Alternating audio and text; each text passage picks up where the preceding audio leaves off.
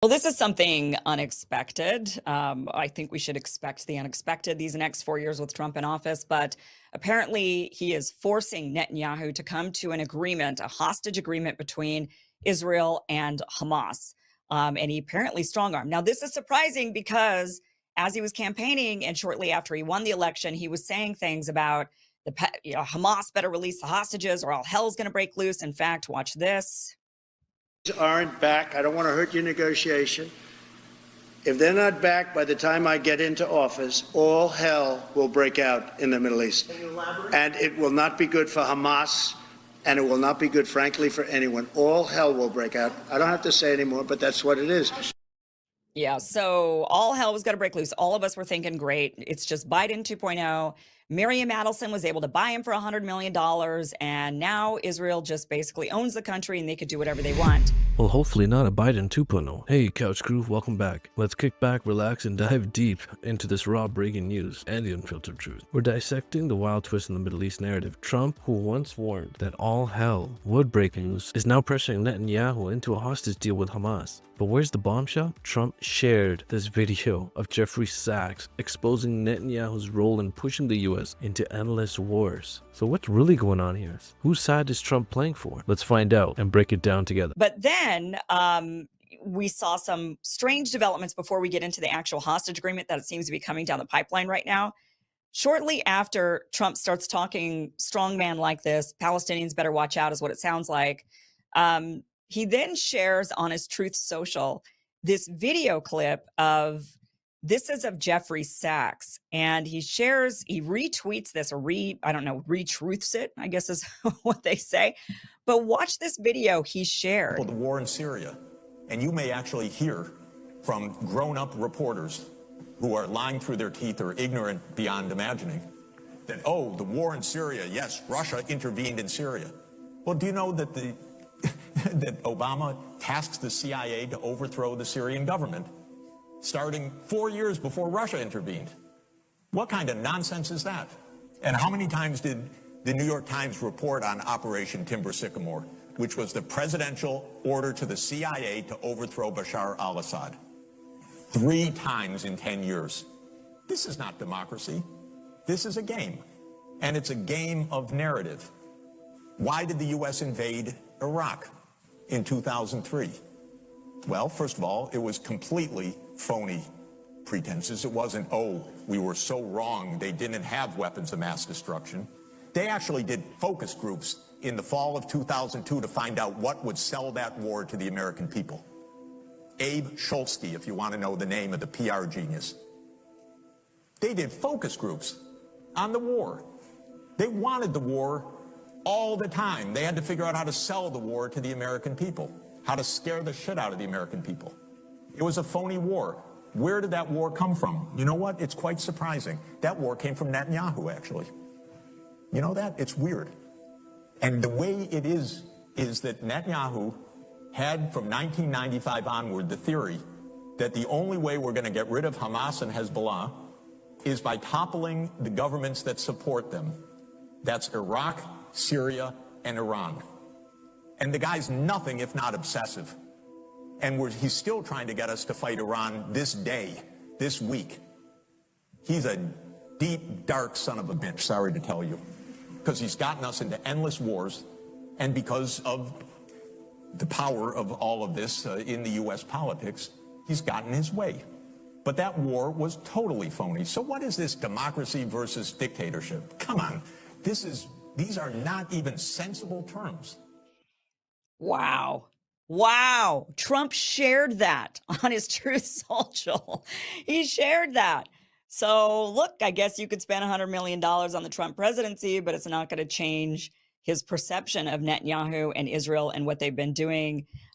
Really, really amazing.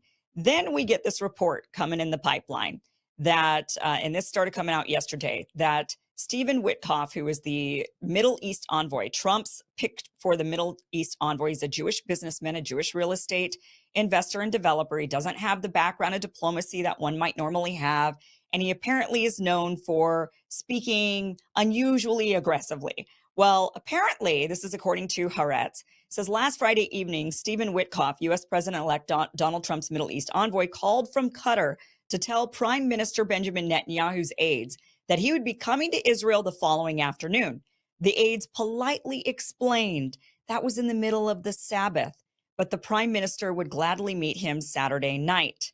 Witkoff's blunt reaction took them by surprise. He explained to them in salty English that Shabbat was of no interest to him.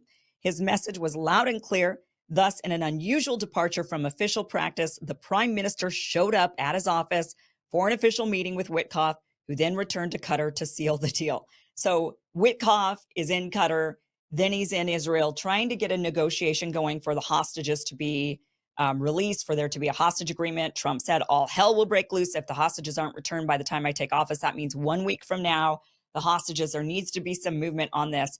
And Witkoff basically said, I mean, I'm guessing with salty English saying the Shabbat was of no interest to him, that what he said was, I don't give an F about Shabbat. He better get his ass in here. And Netanyahu obeyed, which makes me wonder what else he said, what else Witkoff said, like, otherwise we're cutting off weapons, or what sort of stick did he use against Netanyahu to get him motivated to actually show up to his office on Shabbat. So also it goes on to say, let me just read a little bit more from this. It says, a week before Trump's inauguration, Jerusalem already sees a change in the rules of the game that has broken the deadlock in the hostage negotiations. Unusually, the outgoing Biden administration has let Witkoff lead the process on the grounds that any obligations the United States undertakes will be incumbent on Trump, not on Biden. So Biden's happy to give Trump the credit. He's allowing the diplomacy process to start under the Trump administration, even though Biden is still technically president. And there's some movement here. So really, really interesting. This takes me by surprise. I think we should all be, I mean, should we be, I'm surprised? Trump is a mercurial guy. We never know what to expect. This is a welcome surprise. Really nice to see him sharing that Jeffrey Sachs video, blaming Israel for getting us into all the wars in the Middle East. And really good to see that this negotiation is coming forward and looks like it may or may not be actually one that actually comes to fruition. Also, this report came out that from the Times of Israel that Netanyahu, and this was shortly after Trump, one day after Trump shared that video of Jeffrey Sachs accusing Israel of starting all the wars in the Middle East, particularly Netanyahu is the guy who did it. We get this report that Netanyahu is unlikely to attend Trump inauguration, hasn't had an official invite, however. So there were some reports that Netanyahu came out and was like, his team came out and said he's not going to be going to the inauguration, that he has canceled his trip. But the reality was he wasn't even given an invite. So that, goes to show that there's something going on here between these two. Something is definitely cooking up, and kudos for Kim for exposing it out. What's really unfolding here is the dramatical shift in the US-Israel relations under the looming Trump administration. Trump, as you've seen, retweeted the Jeffrey Sachs video of Netanyahu's role in the Middle East conflicts, which signals a potential rift. Sachs also calls out Netanyahu's long-standing strategy of toppling regional government as a precursor to US involvement in endless wars. By shaping this, Trump appears to be distancing himself from Netanyahu's aggressive policies and perhaps apex policies, perhaps aligning more with a narrative critical of Israel's influence in the US foreign policy. Now, Netanyahu's absence from Trump's inauguration, coupled with his lack of an official invite, speaks volumes. It suggests a cooling of relations between the two leaders, which may be linked to the negotiations happening in the background. Trump's envoy, Stephen Witkoff, is pushing for a swift hostage deal, simply unbothered by diplomatic norms or religious observances. Netanyahu's compliance, despite the lack of decorum, could indicate a pressured but necessary alignment with Trump's demands.